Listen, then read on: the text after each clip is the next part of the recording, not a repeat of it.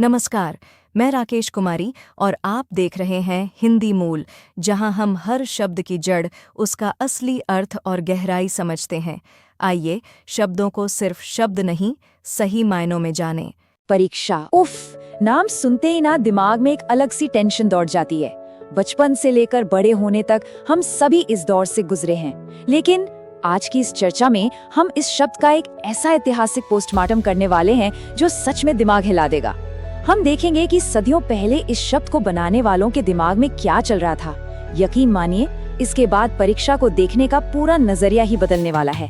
पीढ़ियों से टेस्ट या परीक्षा के नाम पर बस पसीने छूटते आए हैं, घबराहट, तेज धड़कनें, यही सब याद आता है ना। लेकिन जरा ठहरे और सोचिए, किसी को परखने का या उसकी परीक्षा लेने का असल में मतलब क्या होता है? क्या शुरुआत से ही ये इतना डरावना था, या फिर समय के साथ हमने इसका मतलब ही बदल दिया है? मूल्यांकन के इतिहास में जाने पर एक बहुत ही चौंकाने वाला सच सामने आता है। आजकल तो परीक्षा या एग्जामिनेशन को एक बहुत ही छोटी सी चौखट में फिट कर दिया गया है। मतलब ये सिर्फ स्कूल या कॉलेज के सेमेस्टर टेस्ट तक सीमित हो गया है, जहाँ कुछ घंटों के अंदर कागज पर रटा हुआ ज्ञान उगलना होता है। देखा जाए तो आज परीक्षा का सीधा सा मतलब बस यही रह गया है कि किसकी याददाश्त कितनी तेज है, कौन कितने अच्छे से रट्टा मार सकता है, बस और कुछ नहीं। लेकिन कहानी यहाँ खत्म नहीं होती। चलिए समय में थोड़ा पीछे चलते हैं और इस शब्द का भाषाई डीएनए चेक करते हैं। किसी भी शब्द की असली आत्मा को समझना हो ना, तो उसे उसके प्राचीन संस्कृत हिस्सों में तोड़ लेना चाहिए। इससे एकदम साफ हो जाएगा कि हमारे पूर्वजों ने जब पहली बार परीक्षा शब्द गढ़ा था तो उनके दिमाग में आखिर चल क्या रहा था। तो इसका पहला टुकड़ा है उपसर्ग परि। संस्कृत में परि का मतलब बहुत ही गहरा है। इसका अर्थ है चारों ओर, पूर्ण रूप से या बिल्कुल अच्छी तरह से। ये ऐसा नहीं है कि बस एक सरसरी नजर डाली और हो गया, बिल्कुल नहीं। ये एक ऐसा नजरिया है जहाँ कोई भी कोना, कोई भी पहलू छूटने न पाए, एकदम संपूर्ण कवरेज। अब इस परि के साथ हम जोड़ते हैं संस्कृत की एक और धातु ईक्ष। ईक्ष का सीधा सा मतलब है देखने की क्रिया, यानी गहराई से निरीक्षण करना।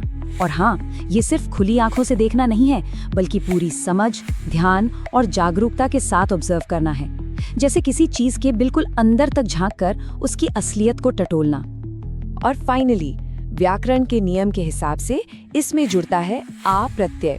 ये प्रत्यय इस पूरी क्रिया को एक भाववाचक संज्ञा में बदल देता है, मतलब एक अवस्था बना देता है। खैर, व्याकरण की इन टेक्निकल बातों को थोड़ा किनारे भी रख दें तो असली मैजिक इन तीनों हिस्सों के मिलने से ही होता है। यही वो पल है जहां ये दमदार शब्द अपनी पूरी शक्ल लेता है। अब इन सब को मिला दें तो जो शाब्दिक अर्थ निकल कर आता है वो सच में हैरान करने वाला है।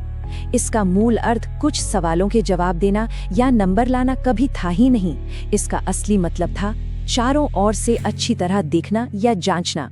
मतलब किसी इंसान या चीज को हर मुमकिन एंगल से पूरी तरह से समझना। यही इस शब्द का सबसे शानदार और छुपा हुआ रहस्य है। सोचकर देखिए, प्राचीन काल में इसका रट्टा मारने से कोई लेना देना ही नहीं था। ये तो इंसान के पूरे व्यक्तित्व का एक 360 डिग्री मूल्यांकन था।